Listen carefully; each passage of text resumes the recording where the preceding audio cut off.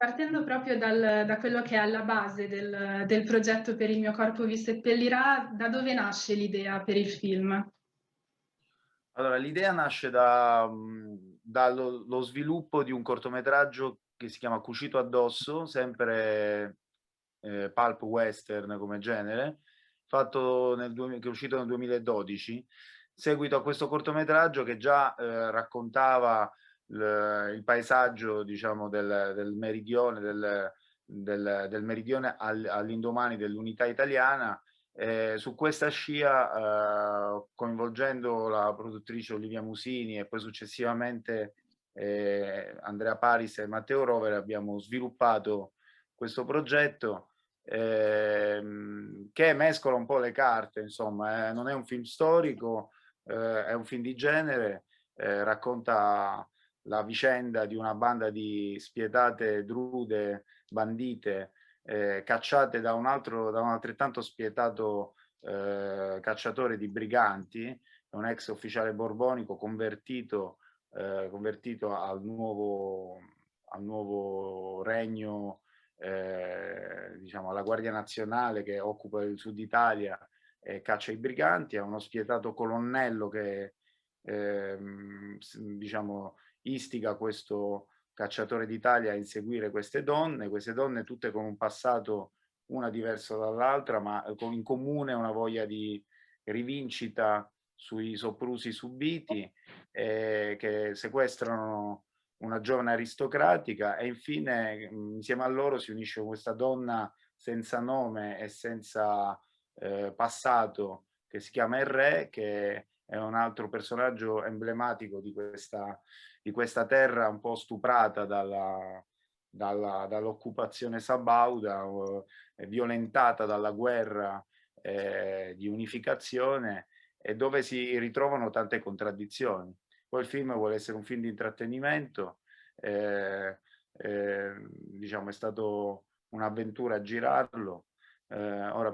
siamo sulle piattaforme con mia personale grande felicità perché in un momento come questo forse questa storia può aiutare così a distrarsi.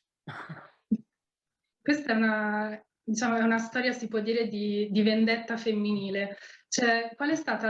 la scelta precisa del periodo storico? C'è un motivo in particolare?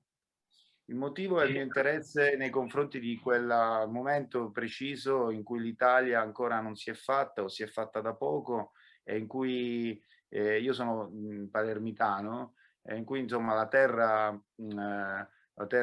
che amo di più, che è la mia terra, insomma la mia Palermo in particolare, ma insomma comunque questo meridione che si ritrova a passare da una bandiera a un'altra, diciamo che ecco, un pochino assomigliava un po' a quella che è stata l'unificazione, potrebbe, sotto la lente del genere western, potrebbe assomigliare alla guerra di secessione americana, come dire, quel momento in cui la legge non c'è nei territori più sperduti e meno apparentemente civilizzati. Dico apparentemente perché diciamo che la presunzione di una certa della storia ufficiale racconta una unificazione dovuta a una terra arretrata quale quella del Regno Borbonico. Un'altra storiografia, diciamo che a lungo è stata taciuta, racconta invece in qualche modo un cambio di prospettiva. Lo stivale in qualche modo ha cambiato il nostro territorio ha cambiato il proprio asset socio-economico, so, come dire, economico, ecco, e poi sociale, poi di contro anche sociale. Quindi noi raccontiamo attraverso fondamentalmente una vicenda di vendetta e attraverso le razzie di queste drude, attraverso diciamo, gli atti scellerati di questo cacciatore di briganti, raccontiamo un pochino le contraddizioni di quel periodo storico, senza la pretesa, ripeto, di fare un film storico, perché poi c'è stata una operazione di stilizzazione proprio per tenere in piedi le varie anime, i vari registri stilistici del film, i vari toni che il film voleva in qualche modo sperimentare. Si passa da, come dire, da una situazione magari drammatica a una situazione tragicomica, da una situazione avventurosa a una situazione più vicina all'exploitation, allo splatter, ai generi, diciamo, quelli più di nicchia.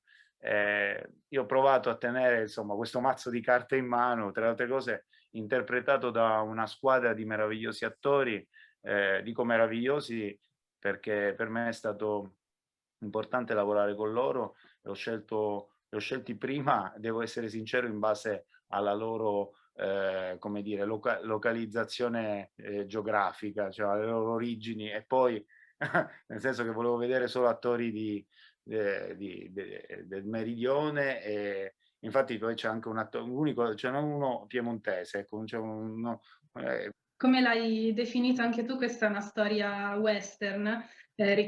diciamo sul genere western, che ricorda molto anche il sud degli Stati Uniti, e alcuni ci hanno visto anche dei riferimenti a quello che è il cinema western di Tarantino. Come lo vedi questo paragone? ma ti dico sinceramente, molto umilmente lo dico, improbabile, nel senso che è chiaro che se citiamo Tarantino, di cui conosco benissimo la filmografia, che ho amato e continuo ad amare,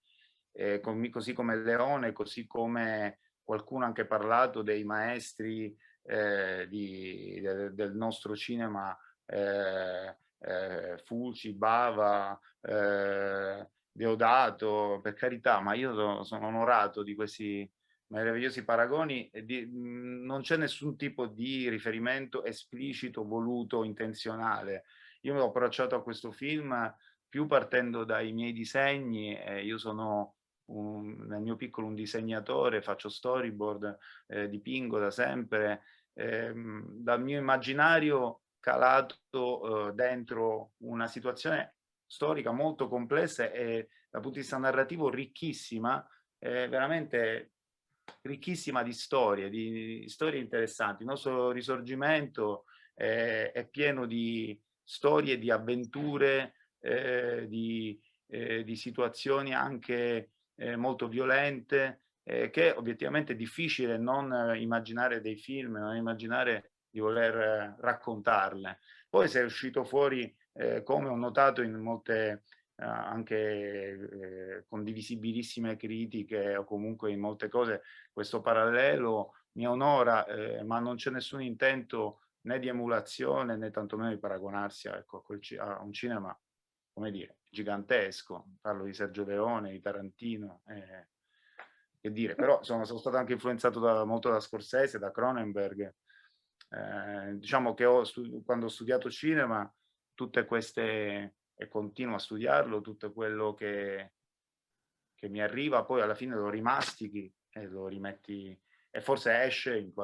qualcosa, ma insomma. Ultimamente